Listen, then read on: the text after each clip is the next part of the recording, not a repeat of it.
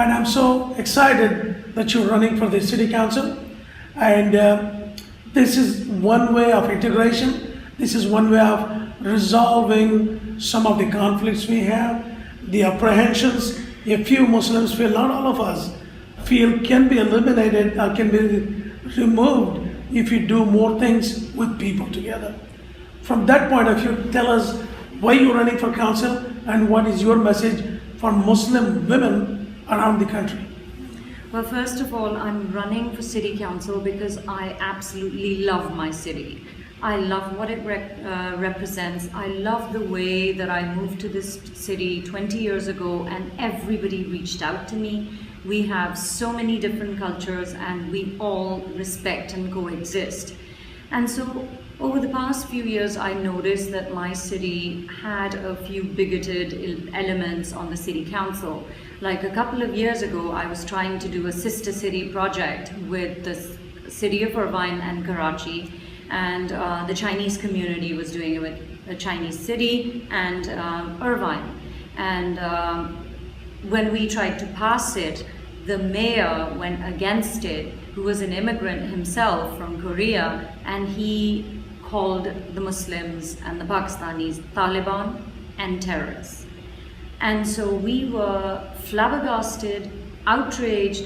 At the same time, we realized this is a wake-up call for all of us that are here, that we need representation. We need to be able to fight the wave of discrimination that had begun by that time. And so we looked around and we found very few voices that were willing to come up in the city council level. It's harder to run a congressional race. You need a lot more money, you need experience.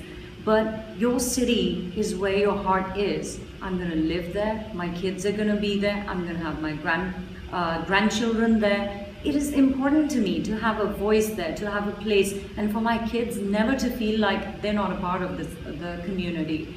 So I decided that I would run for city council. One of the reasons, I am a teacher by profession, so I try to be the best role model, and I try to make sure I teach majority Latino students in California. And I can tell you, I look at them and I see, it's like a mirror for me. I look at them and I say, they are the future of America. And I want to excite them and engage them in politics just as I feel very excited and engaged in my community. But how do I do that? Well, for them, it's the same thing. We all need role models. One, we need more women in politics, but I say we need capable, competent women. So I'm not running because I just think women need to be running. I'm running because I love the city. I have given back to the city for the past 20 years. I began as a mother, going into the schools. Then I became a volunteer. I've served on many boards, giving back to the community. I have founded 2 nonprofits, and my whole vision was centered around the city of Irvine. Because I know that a lot of us have different charities that we want to dedicate to. We want to dedicate our time and our financial commitments to. But I felt that I've made America my home. So majority of my efforts need to be in the city that I live in. So I started the Irvine Pakistani Parents Association, and I tried to educate them in volunteerism, which a lot of us coming from Asian countries, we don't know. We didn't grow up giving money for politics. We didn't grow up doing volunteer time for organizations when we're not getting paid. We didn't have community service hours, the whole concept of it. So I decided that all of us would train our children to learn to volunteer. How do we get opportunities in the city to volunteer and get our kids to engage at the city level as well, because politics are local. And so we built that whole structure. We raised thousands of dollars for the schools in Irvine. I served on the Irvine Public School Foundation for 6 years, and I absolutely loved it because what we did was we brought out our culture, our music, and fashions, and that is how we engage the community, because we know that as you know, as South Asians, we love cricket. We started a cricket tournament, which was the first time in the city of Irvine that we were able to talk to the people that were developing the land and say, we want a cricket stadium. It's going to be state of the art. And that really excited and motivated, and it also brought the South Asian community together. And then we realized We have South African neighbors, we have Australian neighbors, and then we had people coming in, English people who were living in LA and they wanted to play. We actually started tape cricket because we wanted to be a quick and fast one. And it really picked up to the point where high schools started doing inter-high school cricket tournaments. And through that, we now have 20, we have a whole league, we have 20 teams playing in that league. It's called 2020. And we engaged everybody. And so in the community... Next time you hold the championship I'm game, inviting you. I will be happy to be there. One, number two, we held it here in Dallas, not here, in Dallas, Texas. We had the ambassador of New Zealand, ambassador of South Africa, ambassador of Jamaica, deputy ambassador of Pakistan, Bangladesh, and deputy ambassador of India. They all came, played cricket in mud, dirty mud. It was raining that day. They played it. Well, that's what I believe. I believe sports, music, food, that's what we can share. It crosses all boundaries. And if we actually share that with mainstream America, I just met Senator Mitch McConnell, and he gave a beautiful speech, and I looked at him and I said, well, he makes sense, because one of the most important things that he said, he was talking to Asian Americans, he said, be proud of where you come from, because that's your work ethic. That is why you as an Asian American community are successful. So after the meeting, I went to him and I said, Senator, I really liked what you said. And I want you to talk more about the Muslims in America and how we really are engaged. We're part and parcel of America. This is Mitch McConnell. Absolutely, and I've actually posted it on my Facebook page as well. And he said, you know, I tell them every time, you want to hear about a Muslim? Go to a Muslim that's living here in America and ask them, because they are contributing members. So I posted that, and I realized that it's those kind of positive images, soft images, and that relationship that we can build with our local communities that will change things for us. So in fact, I had a plug-in about American Muslim institution. Our ultimate goal is a time when fellow Americans look to us as one of them.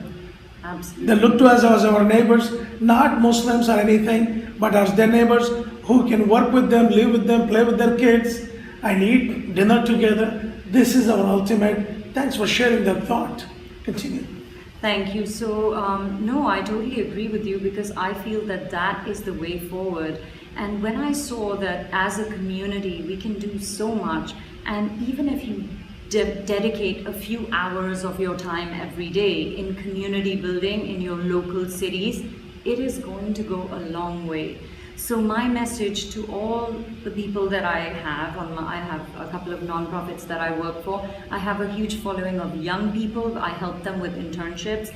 I help them through Asian American Pacific Islanders. We have an ILF, International Leadership Foundation. We also have a great program at all the UCs in California. We call it the Olive Tree Initiative, where we bring students of different cultures, different religious backgrounds, and we discuss conflicts. And then, you know, they may have differing opinions. In 2 years, they leave as friends who understand both sides of the argument. So that's another pioneering program that we have from Irvine.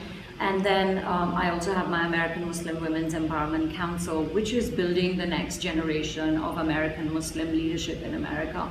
And so I feel that if you start little at your city level, school board, start by volunteering. I know that a lot of parents say, I have little kids. Take your kids. I've taken my little one and volunteered in the classroom of my older one. They don't mind. They like that you volunteer. And not only that, they're going to be able to see the other side of you, the side that says, I'm America too.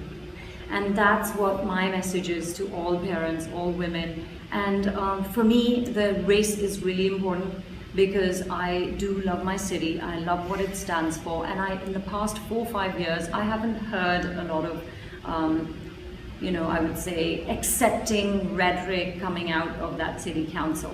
So I feel that as a teacher, as an Asian immigrant, I want to go forward and set an example, be a role model for the young people. You know, winning and losing, well, you know, it takes a lot more than being a good candidate. That is secondary, but I am a person who doesn't give up. So even if I lose, it's not the end of me, and there's so much I can do. But I know that I have about 50 young people of every ethnic, religious background you can imagine, and they look up to me. And later on, I know after my campaign ends, they're going to go into their colleges, back to their lives, and say, I want to do what Anila is doing. You know, she did a good job, and I'm going to do that too. And I feel as a teacher, we all need role models. Absolutely.